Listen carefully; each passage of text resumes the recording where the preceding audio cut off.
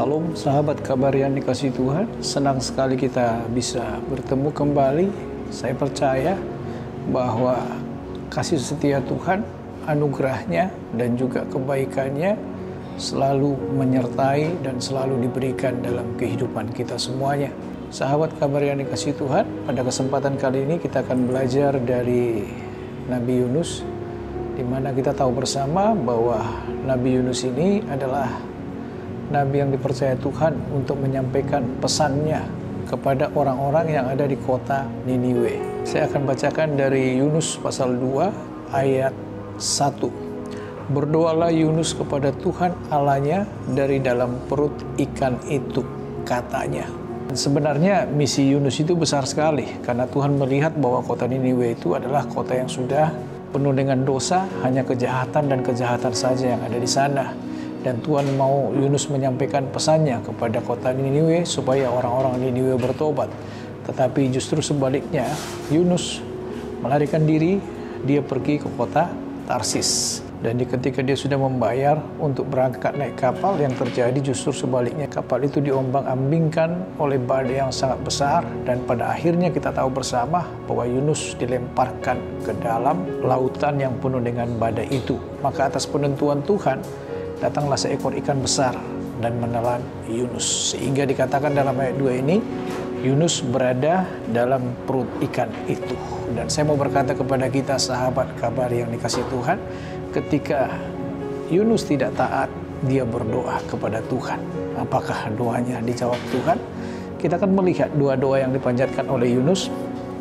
Di dalam ayat 2 katanya, dalam kesusahanku aku berseru kepada Tuhan dan ia menjawab aku. Dari tengah-tengah dunia orang mati aku berteriak dan kau dengarkan suaraku.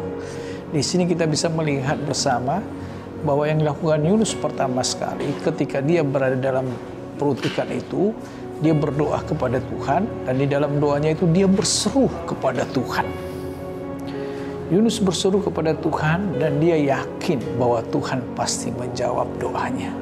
Di sini kita perlu memahami, sekalipun ada dalam tempat yang bisa dikatakan bahwa tempat itu adalah tempat seperti tempat yang mematikan, di mana bisa dibayangkan di dalam perut ikan, bukan tempat yang paling enak, tetapi pula tempat yang paling tidak mengenakan.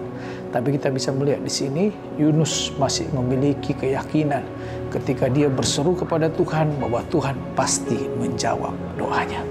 Itu yang pertama yang dilakukan Yunus. Yang kedua dikatakan dalam ayat 7, ketika jiwaku letih lesu di dalam aku, teringatlah aku kepada Tuhan dan sampailah doaku kepadamu ke dalam bait-Mu yang kudus. Di sini meskipun Yunus di dalam perut ikan, dia tetap teringat kepada Tuhan. Luar biasa. Meskipun dia dalam keadaan yang bisa dikatakan sudah hampir tidak ada lagi harapan bagi Yunus, tetapi dia ingat akan Tuhan. Dia percaya bahwa Tuhan pasti mendengarkan doanya, bahwa Tuhan pasti menolong dia. Dan yang ketiga yang dilakukan oleh Yunus adalah ayat 9, tetapi aku dengan ucapan syukur akan kupersembahkan korban kepadamu, apa yang kunasarkan akan kubayar, keselamatan adalah dari Tuhan. Dan yang ketiga ini adalah ucapan syukur. Perlu kita melihat di sini, di dalam perut ikan, Yunus masih menaikkan ucapan syukurnya kepada Tuhan. Dalam keadaan yang begitu bisa dikatakan sudah tidak ada lagi harapan. Dan kita bisa bayangkan bahwa dalam perut ikan itu tidak ada yang orang lain yang bisa diajak bicara.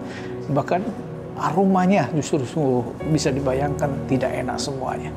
Tetapi Yunus mengucap syukur dari dalam perut ikan, dan dia percaya bahwa Tuhan pasti menolong dia. Kita melihat bersama apa yang Tuhan lakukan. Dalam ayat 10 berkata, lalu berfirmanlah Tuhan kepada ikan itu, dan ikan itu pun memuntahkan Yunus ke darat. Dari ketidaktaaatan Yunus, dia menyadari akan kebesaran Tuhan, bahwa dalam ketidaktaatannya itu dia masih mencari dan mengingat Tuhan. Dan dalam ketidaktaatannya itu dia masih bersyukur atas apa yang Tuhan berikan dalam kehidupannya. Itulah yang membuat Tuhan sehingga akhirnya Tuhan berkata kepada ikan itu supaya memuntahkan Yunus ke darat.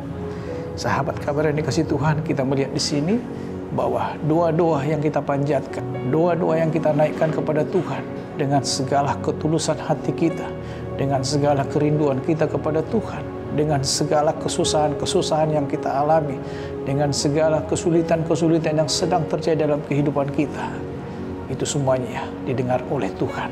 Bersabarlah dan nantikanlah bahwa Tuhan pasti akan menolong kita, bahwa Tuhan pasti akan memberikan jalan keluar, pertolongan demi pertolongan, dan berkat buat kita semuanya. Sebab Dia sangat mengasihi kita semuanya.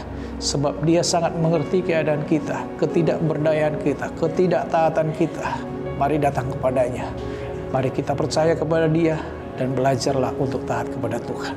Supaya kita semakin melihat kebaikan yang daripada Tuhan, pertolongan dan berkat-berkat yang luar biasa yang akan Tuhan berikan bagi kita semuanya. Amin. Mari kita berdoa. Bapa kami yang di surga, kami mengucap syukur kepadamu pelajaran hari ini dari Yunus Tuhan. Ketika dia tidak taat kepadamu Tuhan, Kau izinkan dia berada di dalam perut ikan yang besar. Dan kami belajar dari Yunus bahwa ketika dalam ikan yang besar, dia teringat kepada Tuhan, dia berdoa kepada Tuhan, dia berseru kepada Tuhan, memohon pertolongan daripada Tuhan, dan memiliki kekayaan yang luar biasa bahwa Tuhan menjawab doa-doanya. Bahkan di dalam perut ikan itu, Yunus mengucap syukur kepada Tuhan bahwa Tuhan pasti memberikan keselamatan bagi dia. Dan kami percaya Tuhan, kesulitan besar yang terjadi saat ini dalam kehidupan kami juga datang kepadamu dan berdoa. Dan kami percaya bahwa Engkau juga akan membawa kami keluar dari kesulitan ini.